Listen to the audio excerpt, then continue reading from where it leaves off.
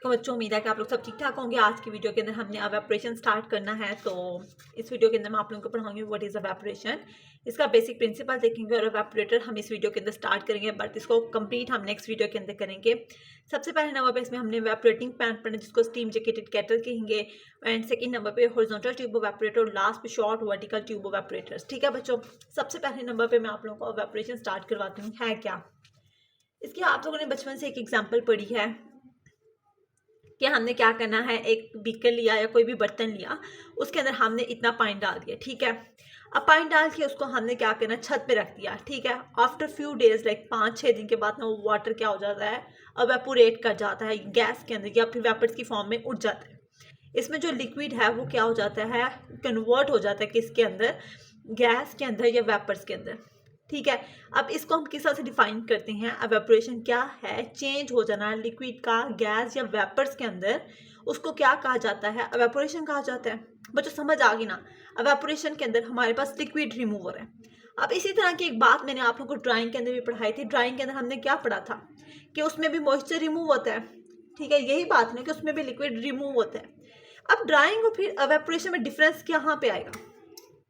जो ड्राइंग होती है ना बच्चों, वो सॉलिड्स के अंदर हो रही थी, और जबकि एवेपोरेशन जो होती है वो हमारे पास होती है सॉल्यूशंस के अंदर या लिक्विड्स के अंदर। ठीक है, सेकंड बात क्या थी कि जो ड्राइंग में होती है उसमें जो वाटर रिमूव होता है वो माइन्यूट क्वांटिटी के अंदर होता है। सेकंड नंबर पे जो एवेपोरेशन होता है उसमें वाटर रिमूव होता है वो बल्क के अंदर होगा। सेकंड, यहाँ तक तो आप लोगों को समझ आ गया एवेपोरेशन क्या है, ड्राइंग और एवेपोरेशन में मेन डिफरेंस क्या है। अच्छा बच्चों, ये मैं बताना भूल गई, जो एवेपोरेशन होती है ना उसको हम इन्हांस कर सकते हैं बाय द हीट के जरिए से, या हम ये कहते हैं कि हैपन होती है बाय द हीटिंग। अगर फॉर एग्जांपल इसको आपने सूरज में रखा है तो सूरज की हीट की वजह से वाटर एवेपोरेट हो रहा है। ठीक है, और ये किस तरह से, ये हैपन किस वजह से होती है, बाय द हीटिंग, और जो कि सॉल्वेंट को रिमूव करता है। आप इसको इस तरह से लिखोगे, एक ऐसा प्रोसेस जिसके अंदर लिक्विड कन्वर्ट हो जाता है गैस या वेपर्स के अंदर और बाय द हीट। ठीक है, उसको हम क्या कहते हैं, एवेपोरेशन। अच्छा बच्चों, नेक्स्ट पे अब हम आते हैं इसके बेसिक प्रिंसिपल के ऊपर। इसका प्रिंसिपल क्या है, जो हमारे पास होती है ना एवेपोरेशन, वो हमारे पास होती है हीट ट्रांसफर की वजह से। ठीक है, वो हमारे पास होती है किस वजह से, हीट की वजह से। तो हीट की एक इक्वेशन पढ़ते हैं हीट ट्रांसफर की, वो क्या है, हम क्यू से मतलब क्या है हमारा, heat transfer, rate of heat transfer. U से क्या है हमारे पास, heat transfer coefficient. Heat transfer coefficient का मतलब होता है हाउ, ये क्या करता है measure how easily the heat transfer, how easily heat can pass, ये लिख लो, how easily heat can pass. ठीक है, इसको हम कहते हैं हीट ट्रांसफर कोफिशिएंट। नेक्स्ट पे area and the temperature difference, temperature difference between steam या स्टीम एंड द लिक्विड जिसको हमने एवेपोरेट करवाना है। अच्छा बच्चों, आप हमने हीट ट्रांसफर कोफिशिएंट के बारे में आप लोगों ने इस यहाँ पे एक हेडिंग, पहले आपने बताना है कि एवेपोरेशन किस वजह से होती है, हीट ट्रांसफर की वजह से। हीट ट्रांसफर की आपने इक्वेशन लिखी है, उसको एक्सप्लेन करना है। फिर नेक्स्ट पे आपने बताना है हीट ट्रांसफर कोफिशिएंट क्या है। जो हीट ट्रांसफर कोफिशिएंट होता है वो क्या बताता है, how easily the heat can पास।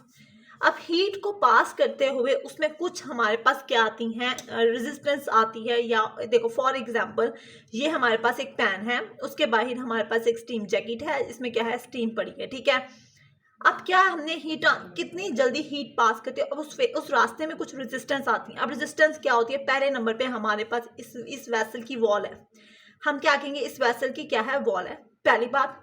दूसरे नंबर पे स्टीम साइड रेजिस्टेंस है। ठीक है, दूसरे नंबर पे क्या है, स्टीम साइड रेजिस्टेंस है। तीसरे नंबर पे क्या है, लिक्विड साइड रेजिस्टेंस है। ठीक है बच्चों, अच्छा अब हमने इसमें क्या बताना है, जो वेसल वॉल है ना, अब वेसल वॉल एक तरह की थोड़ी ना होगी, वेसल वॉल दो तरह से होगी। या तो हमारे पास मेटल की वॉल होती है, या दूसरे नंबर पे हमारे पास ग्लास वॉल होती है। अगर तो बच्चों मेटल की वॉल है तो देखो मेटल के अंदर रेजिस्टेंस क्या है, कम। ठीक है, हीट को इसमें रेजिस्टेंस कम फेस करनी पड़ी है, तो as a result easily heat transfer हो गया, तो यू क्या है, ज्यादा, हीट ट्रांसफर कोफिशिएंट ज्यादा है। ग्लास वॉल के अंदर क्या होता है कि अगर तो वेसल की वॉल ग्लास की है तो ग्लास में क्या होता है, उसको रेजिस्टेंस ज्यादा फेस करनी पड़ी है, तो एज अ रिजल्ट क्या होता है, यू क्या हो जाएगा, कम। लाइक हमारे पास हीट ट्रांसफर इजीली तो ही ना फिर पास होती है, अगर रेजिस्टेंस ज्यादा तो ये कम होगी। नेक्स्ट पे जो सेम स्टाइल के ऊपर जो हमारे पास रेजिस्टेंस है उसका क्या मतलब है। अब हमने कहा कि जब स्टीम अपनी हीट दे देती है तो अपनी जब स्टीम लेटेंट हीट देती है तो उसके अंदर तो वो क्या हो जाएगी, कन्वर्ट हो जाती है वाटर के अंदर, इसको हम कंडेंसेशन कहते हैं। ठीक है, अब यहाँ पे जो वाटर बन जाता है हीट देने के बाद उसको रिमूव करना बहुत ज़रूरी है, अदरवाइज जो हीट ट्रांसफर प्रॉपर नहीं होती। तो इसको हम रिमूव करवाते हैं स्टीम ट्रैप के ज़रिए से। ठीक है बच्चों, लास्ट पे है लिक्विड साइड रेजिस्टेंस। अब यहाँ पे जो लिक्विड पड़ा है उसकी वजह से रेजिस्टेंस होगी, तो हमने क्या करनी है, इस रेजिस्टेंस को जो लिक्विड साइड रेजिस्टेंस है इसको हमने कम करना है। इसको मैं कम कर सकती हूँ, अगर तो मैं सर्कुलेशन ज़्यादा कर दूंगी ना तो ये रेजिस्टेंस कम होगी, तो रेजिस्टेंस क्या होगी, कम होगी। जब रेजिस्टेंस कम होगी तो प्रॉपर हीट ट्रांसफर क्या हो जाएगा, ज़्यादा हो जाएगा। बच्चों आप समझ आ गया आप लोगों को? अच्छा बच्चों, अब उसके बाद आपने एक्सप्लेन करना है boiling point rise. Boiling point rise नाम से पता चल रहा है बॉइलिंग पॉइंट का बढ़ जाना। अब बॉइलिंग पॉइंट क्यों बढ़ता है, मिसाल के तौर पर अगर फॉर एग्जांपल मेरे पास वाटर है, वाटर के अंदर मैं अगर डाल देती हूँ सॉल्ट या कोई शुगर डाल दिया, ठीक है, उसकी वजह से बॉइलिंग पॉइंट क्या अगर ज़्यादा इंक्रीज करता है, तो मतलब सोल्यूट की कॉन्सेंट्रेशन जितनी ज़्यादा होगी उतना बॉइलिंग पॉइंट ज़्यादा हो जाएगा। एक बात। दूसरी बात बच्चों, इसमें आपने ये लिखनी है कि हमारे पास क्या होता है, हाइड्रोस्टेटिक हेड जितना ज़्यादा होता है उतना बॉइलिंग पॉइंट ज़्यादा हो जाता है। हाइड्रोस्टेटिक हेड का क्या मतलब हुआ, मिसाल के तौर पर ये हमारे पास वाटर है, जितना टॉप के ऊपर जो टॉप वाला लिक्विड होता है वो इस बॉटम वाले लिक्विड पे एक प्रेशर एक्सर्ट करता है। ठीक है, जितना प्रेशर ज़्यादा होता है उतना बॉइलिंग पॉइंट क्या करता है, इंक्रीज कर जाता है। बॉइलिंग पॉइंट राइज के अंदर बॉइलिंग करेगा, बॉइलिंग पॉइंट राइज के अंदर क्या होता है, बॉइलिंग पॉइंट इंक्रीज कर जाता है ड्यू टू द टॉप वाले लिक्विड की प्रेशर की वजह से। अच्छा बच्चों, अब हमने क्या करना है, एवेपोरेशन ज़्यादा करवाने के लिए इस हाइड्रोस्टेटिक हेड को हमने क्या करना है, लो रखना है। ठीक है, अच्छा अब बॉइलिंग पॉइंट प्रेशर के बाद, बॉइलिंग पॉइंट राइज के बाद आपने हाइड्रोस्टेटिक हेड भी लिख लिया। नेक्स्ट पे आपने हेडिंग देनी है वो फैक्टर जो कि अफेक्ट कर रहे हैं एवेपोरेशन को। पहला फैक्टर कौन सा है, बस क्या है, एरिया। दूसरे नंबर पे बच्चों टेम्परेचर डिफरेंस, टेम्परेचर डिफरेंस के बाद तीसरे नंबर पे आपने बताना है यहाँ पे, नेक्स्ट पे बच्चों आपने बताना है हाइड्रोस्टेटिक हेड। जितना हाइड्रोस्टेटिक हेड लो होगा उतनी बॉइलिंग हमारे पास ज़्यादा होगी, एवेपोरेशन ज़्यादा होती है। चौथे नंबर पे हमारे पास था कि जितनी हम सर्कुलेशन ज़्यादा करते हैं उतनी हमारे पास फिल्म थिन होती है और ज़्यादा हो जाती है हमारे पास एवेपोरेशन। पांचवें नंबर पे जितना बॉइलिंग पॉइंट हम कम कर देंगे उतनी एवेपोरेशन ज़्यादा होती है। अब ये फैक्टर्स होते हैं जो कि अफेक्ट कर रहे हैं एवेपोरेशन को। नेक्स्ट पे बच्चों हमारे पास इसी में ये बेसिक जो हमारे पास थ्योरी या प्रिंसिपल की हम बात करें उसमें एक आता है डूरिंग रूल। डूरिंग रूल का मतलब क्या होता है, इसको हम क्यों यूज कर रहे होते हैं। अच्छा बच्चों, ये वाला जो रूल होता है इसको हम यूज करते हैं एस्टिमेट करने के लिए boiling point of solution, solution का बॉइलिंग पॉइंट फाइंड करने के लिए। फॉर एग्जाम्पल मेरे पास क्या है, वाटर है, अब उसका हमें पता है बॉइलिंग पॉइंट है 100 डिग्री सेल्सियस। अब उस वाटर के अंदर मैंने क्या किया, ऐड कर दिया सॉल्ट, ठीक है, 10% NaCl ऐड किया, फिर मैंने उसके अंदर डाल दिया 25% सॉल्ट। तो बच्चों इनका बॉइलिंग पॉइंट क्या करेगा, इंक्रीज कर जाएगा ना, क्योंकि बच्चों जितनी ज्यादा सोल्यूट की कॉन्सेंट्रेशन होती है उतना बॉइलिंग पॉइंट राइज करता है, हमने अभी ये पढ़ा था। अच्छा यहाँ पे हमारे पास ना जो मैं आप लोगों को पढ़ाने वाली हूँ ड्यूरिंग रूल के अंदर हम क्यों यूज कर रहे हैं, ड्यूरिंग रूल हमें क्या बताता है, boiling point of solution in comparison with the boiling point of water. ठीक है, हम वाटर के कंपैरिजन में किसी भी सोल्यूशन का बॉइलिंग पॉइंट फाइंड आउट कर सकते हैं एट द कांस्टेंट प्रेशर के ऊपर। मिसाल के तौर पर अब यहाँ पे ये देखो, ये ग्राफ ये बुक पे है, इसके मुताबिक क्या होता है कि ये हमारे पास बॉइलिंग पॉइंट है वाटर का। ठीक है, जैसे ही मैं उसमें NaCl की परसेंटेज ज़्यादा करती हूँ तो उसका बॉइलिंग पॉइंट इंक्रीज कर रहे हैं। अब हमें क्यों चाहिए सोल्यूशन का बॉइलिंग पॉइंट फाइंड करना, हमें क्या ज़रूरत है कि हम एक सोल्यूशन का बॉइलिंग पॉइंट फाइंड कर रहे हैं। इसकी एक वजह ये होती है बच्चों, हम ड्यूरिंग रूल को क्यों यूज करते हैं, हमने एक्चुअली में फाइंड करना होता है बॉइलिंग पॉइंट ऑफ सोल्यूशन। अब हमें सोल्यूशन का बॉइलिंग पॉइंट फाइंड करने की क्यों जरूरत आई पेश, क्योंकि बच्चों जब एवेपोरेटर डिजाइन करते हैं ना, एवेपोरेटर डिजाइन करते वक्त हमें उसकी लाइक फॉर एग्जांपल एक सोल्यूशन के लिए मैं एवेपोरेटर डिजाइन कर रही हूँ, अभी मुझे यही नहीं पता होगा कि उसका बॉइलिंग पॉइंट क्या है, तो मैं उसके टेम्परेचर की रेंज क्या रखूंगी। इसी वजह से बच्चों हमें एक एवेपोरेटर को डिजाइन करते भी हमें बॉइलिंग पॉइंट ऑफ सोल्यूशन का पता होना चाहिए, जिस मकसद के लिए हम एवेपोरेटर बना रहे हैं। ठीक है, यहाँ तक हमारी क्या हो जाती है, बेसिक प्रिंसिपल जो हमने पढ़ा है एवेपोरेशन का वो कंप्लीट हो जाता है। सबसे पहले नंबर पे आपने बताना है कि जो हमारे पास एवेपोरेशन होती है वो डिपेंड करती है हीट ट्रांसफर के ऊपर। हीट ट्रांसफर की आपने इक्वेशन लिख लिया, देन उसको प्रॉपरली एक्सप्लेन करना है और सही तरह से एक्सप्लेन करना है हीट ट्रांसफर कोफिशिएंट को, जो कि बताता है कि कितनी जल्दी हीट इजीली पास हो जाती है। हीट ट्रांसफर कोफिशिएंट के अंदर बताना है how easily it can pass. उस रास्ते में जितने रेजिस्टेंस आती हैं उसके बारे में आपने थोड़ा बहुत एक्सप्लेन कर देना। एक वेसल वॉल होती है, एक स्टीम साइड हमारे पास रेजिस्टेंस होती है, लिक्विड साइड रेजिस्टेंस होती है, ठीक है। उसके बाद आपने बताना है, ये वाला इसको कटिंग कर दूँ, ठीक है। उसके बाद आपने बताना है बॉइलिंग पॉइंट राइज क्या है, बॉइलिंग पॉइंट किस तरह से बढ़ता है एक ज़्यादा सोल्यूट की कॉन्सेंट्रेशन ज़्यादा करके या हाइड्रोस्टेटिक हेड की वजह से। उसके बाद फैक्टर्स जो कि अफेक्ट करवा रहे हैं हमारे पास एवेपोरेशन को, उसके बाद आपने ड्यूरिंग रूल बता देना है। यहाँ तक हमारे पास बेसिक प्रिंसिपल खत्म हो गया। नेक्स्ट पे बच्चों हम मूव करने वाले हैं एवेपोरेटर्स की तरफ, ठीक है। एवेपोरेटर की मैं आप लोगों को कंस्ट्रक्शन और वर्किंग बताती हूँ तो आप लोगों के लिए याद करना बहुत आसान हो जाएगा। अच्छा बच्चों, ये हमारे पास क्या है, एवेपोरेटिंग पैन, जिसको हम स्टीम जैकेटेड केटल भी कहते हैं। अच्छा, इस एवेपोरेटिंग पैन के अंदर हमारे पास एक इनर पैन होगा दूसरे नंबर पे, जो कि हमारे पास CS से बना है। CS का मतलब या तो स्टेनलेस स्टील से या फिर टिन कॉपर से, एक बात। दूसरे नंबर पे इसकी आउटर जैकेट होती है, उस आउटर जैकेट जो कि बनी हुई है आयरन से, दूसरी बात। तीसरे नंबर पे हमारे पास एक स्टीम और नहीं, ये जो आउटर जैकेट है वो हेमिस्फेरिकल शेप के अंदर है ताकि हीट ट्रांसफर प्रॉपर हो सके और वेपर्स एस्केप हो सके। थर्ड नंबर पे एक स्टीम इनलेट है और जहाँ से हमारे पास स्टीम एंटर होती है, और यहाँ पे कंडेंसेट रिमूवल है। जाहिर है जो स्टीम ने अपनी हीट ट्रांसफर कर देनी है वो लिक्विड के अंदर कन्वर्ट हो जाएगा, उसका कंडेंसेट यहाँ से रिमूव किया जाएगा। उसके बाद यहाँ पे वो स्टीम जो कि नॉन कंडेंस्ड फॉर्म में है, लाइक उसने अपनी हीट नहीं दी या फिर वो लिक्विड के अंदर कन्वर्ट नहीं हुई, वो वहाँ से वेंट के जरिए से रिमूव हो जाएगी नॉन कंडेंस्ड गैसेज। यहाँ पे एक प्रोडक्ट के लिए आउटलेट है, ठीक है बच्चों। अब होता क्या है, सबसे पहले नंबर पे ये मैंने आप लोगों को इसकी कंस्ट्रक्शन बताई। वर्किंग के अंदर क्या है कि मटेरियल को हमने इस पैन के अंदर रखा जाता है, स्टीम क्या कर देगी, वो एंटर की जाती है इस आउटर जैकेट के अंदर, और हीट ट्रांसफर होती है कंडक्शन के जरिए से इस वॉल के अंदर, और हीट ट्रांसफर होती है by the convection with in the inner pan. और यहाँ पे जो हीट ट्रांसफर होती है वो कन्वेक्शन के जरिए से होती है। जब हीट ट्रांसफर होगी है बच्चों, तो एज अ रिजल्ट इसका टेम्परेचर ज़्यादा होगा, टेम्परेचर ज़्यादा होगा तो वो एवेपोरेशन हो जाएगी। ये प्रोसेस तब तक चलता रहेगा जब तक कि हमें डिजायर्ड कंसंट्रेशन अचीव नहीं हो जाती। यहाँ तक हमने इसकी कंस्ट्रक्शन और वर्किंग पढ़ ली, ठीक है। आगे मैं आप लोगों को बताती हूँ। इसके बाद इसके एडवांटेजेस हैं कि इसको इजी टू क्लीन है, इसको ऑपरेट करना आसान है, और स्मॉल स्केल ऑपरेशंस के लिए हम इसको इस्तेमाल कर सकते हैं। नेक्स्ट में बच्चों, इसको लार्ज स्केल ऑपरेशन, इसका डिसएडवांटेज क्या है, इसको लार्ज स्केल ऑपरेशंस के लिए हम इस्तेमाल नहीं करते और विस्कस लिक्विड्स के लिए इस्तेमाल नहीं करते। इसकी इकॉनमी बिल्कुल जीरो है, लो है, क्योंकि हमें बहुत ज़्यादा स्टीम यूज़ करनी पड़ी है इसके अंदर। नेक्स्ट में बच्चों हॉरिजॉन्टल ट्यूब एवेपोरेटर्स पढ़ते हैं।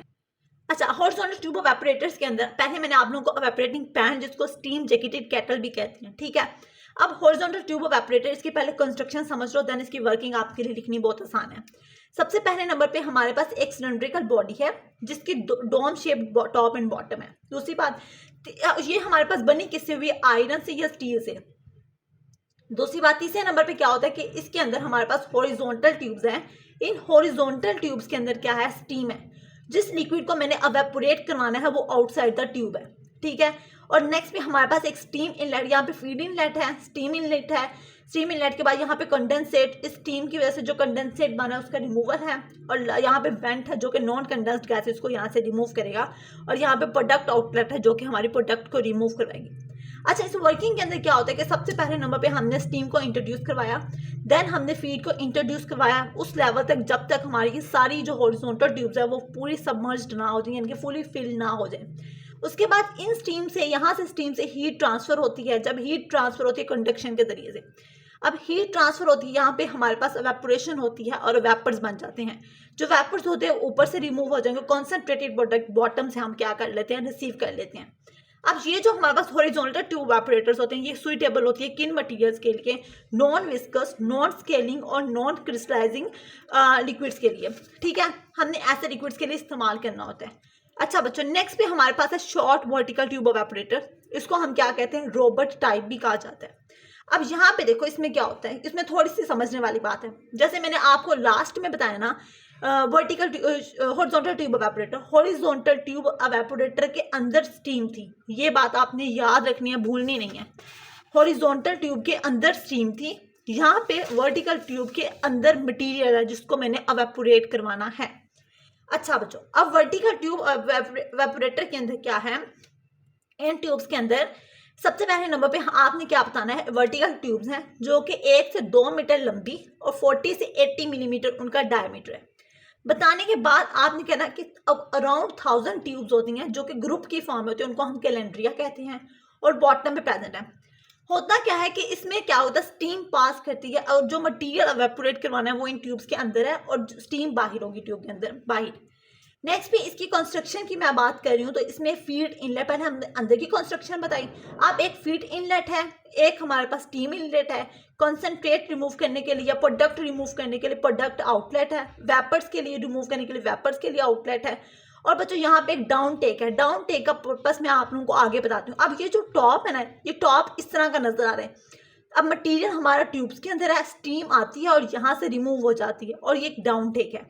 डाउन टेक मैं आप लोगों को आगे बताती हूँ क्यों यहाँ पे बनी है। अब आप लोग को इसकी समझ आ गई ना कंस्ट्रक्शन की। अब आते हैं इसके प्रिंसिपल्स के ऊपर, वर्किंग के ऊपर। सबसे पहले नंबर पे हमने क्या करना है, फीड को एंटर किया। जब फीड एंटर होती है यहाँ से स्टीम भी आ गई है, फीड एंटर होती है। अब जो फीड है ना वो इन ट्यूब्स के अंदर एंटर हो रही है फ्रॉम द बॉटम से, ठीक है। अब बॉटम से फीड एंटर हो रही है। अब जब फीड एंटर होती है तो क्या होता है कि हमारे पास यहाँ से हीट ट्रांसफर होती है। जब हीट ट्रांसफर होती है कंडक्शन के जरिए से तो उसकी एवेपोरेशन होती है, लाइक वेपर्स बनती हैं ऊपर की तरफ और कंसंट्रेटेड प्रोडक्ट यहाँ से मिल जाती है। लेकिन बच्चों अब इसके अंदर जो पॉइंट हमने नोट करना है ना, जो लेवल है ना मटेरियल का, उसको मेंटेन करना बहुत जरूरी है।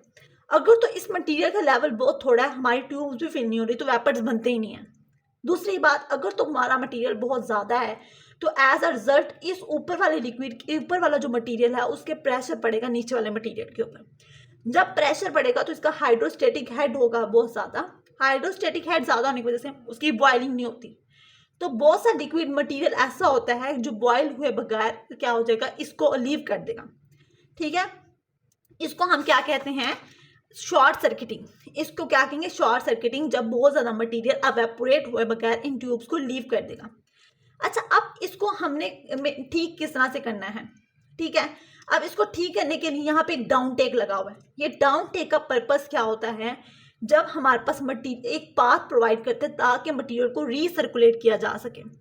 जब मटेरियल क्या हो जाएगा, हाइड्रोस्टेटिक हेड की वजह से बॉयल नहीं करेगा और लिक्विड इन ट्यूब्स को लीव करेगा, तो डाउन टेक उसको दोबारा से रीसर्कुलेट करने के लिए वापस लेके जाएगा ताकि प्रॉपर एवेपोरेशन हो सके और कंसंट्रेटेड प्रोडक्ट हम अचीव कर सके। यहाँ से समझ आ गई है बच्चों आप लोगों को? ओके, अब मैं आप लोगों को आगे बताती हूँ हुआ क्या फिर।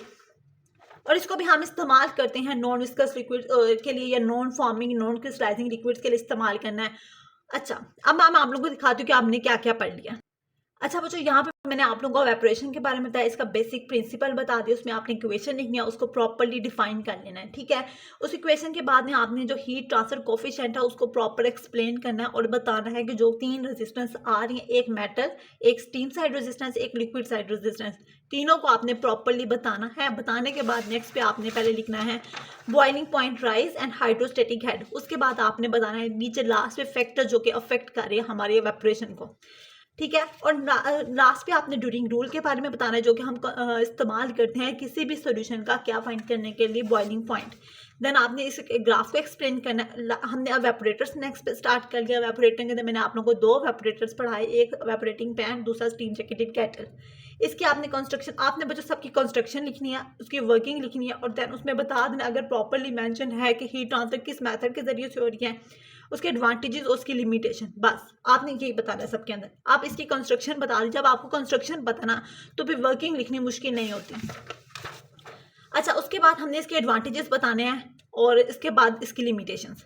नेक्स्ट पे horizontal tube evaporator. Horizontal tube evaporator के अंदर बाकी के अंदर यही डिफरेंस है, जो ट्यूब्स हैं इसमें हमारे पास स्टीम है और मटेरियल जिसको हमने एवेपोरेट करना है वो बाहर होता है। इसकी आपने कंस्ट्रक्शन लिखनी है। नेक्स्ट पे आपने इसकी वर्किंग लिखनी है, किस तरह से हीट ट्रांसफर हो रही है, इसका एडवांटेज क्या है, किस मटेरियल के लिए हम इसको इस्तेमाल करते हैं।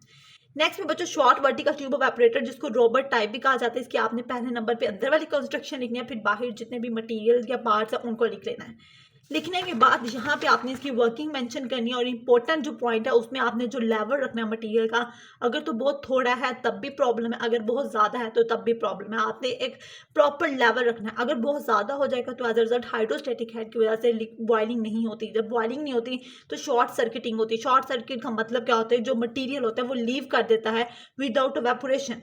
अच्छा, इसके अंदर इंप्रूवमेंट हम किस तरह से कर सकते हैं? डाउन टेक के जरिए से। डाउन टेक ऐसा पार्ट होता है जो कि दोबारा से उसको रीसर्कुलेट करवाता है ड्यूरिंग एवेपोरेशन। नेक्स्ट पे इसकी एक ना मॉडर्न फॉर्म है शॉर्ट वर्टिकल ट्यूब एवेपोरेटर्स की, उसको कहते हैं बास्केट ट्यूब एवेपोरेटर। इस बास्केट ट्यूब एवेपोरेटर के अंदर भी क्या होता है? डाउन टेक होता है, बट एनुलर डाउन टेक होगा, एक बात। दूसरे नंबर पे इसका जो हीटिंग चैम्बर होता है, ये यूनिट होता है, उसको रिमूव कर सकते हैं ताकि प्रॉपरली क्लीन कर सके।